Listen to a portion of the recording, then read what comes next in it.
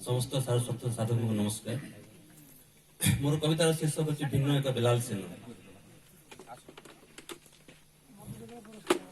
सरी सरी आसुथिबा नभश्चुंबी पहाड़र दारुण वेदना, नीति अंटा सड़की मरुथिबा कमलिया दुबघासर अकुहा आर्तनाद, बालिसज्जारे अटकी हजि जाइथिबा युवती नदीर वृथा अपचेष्टा, जंत्र चालित कटर टांगिया बेंटर नीति लोटी पड़ुथिबा तरुपादपर स्तब्धता, अदिनिया मेघ आउ मौसुमर उत्पात, बिजुली पवनर तांडव, शह शह अनवरत गाड़ी मटर असह्य शब्द, पतिव्रता नारीर रहस्य भरा मनोव्रत, पढ़ी बुझी होनथिबा माँ बापांक मुहर मानचित्र, बापांकर जल्दी सरुनथिबा लहरा काशर प्रतिध्वनि, भौणीर अंतःसता आउ कलंकर पहाड़, रास्ता कड़ डस्टबिन रे शुईथिबा अफुटा कड़र नीरवता, चोरी डकायती लंठन हत्या पाशविक अत्याचार, पुआ झीर विद्रूप, सहधर्मिणीर मिछ प्रतिश्रुति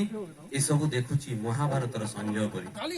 किंतु मु जे क्रियाहीन ध्यान मुद्रार वृद्ध ए सबु देखुची महाभारतर संजय परी। किंतु मु जे क्रियाहीन ध्यान मुद्रार बुद्ध एटी दिन अपेक्षा राति अधिक चंचल, हिसाब किताब जोर जार टणावटर चाली बहलिया अंधारर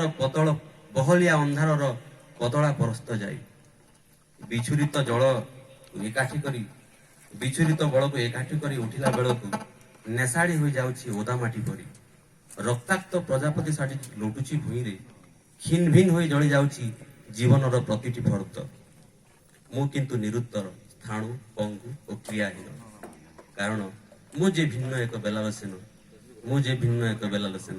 धन्यवाद।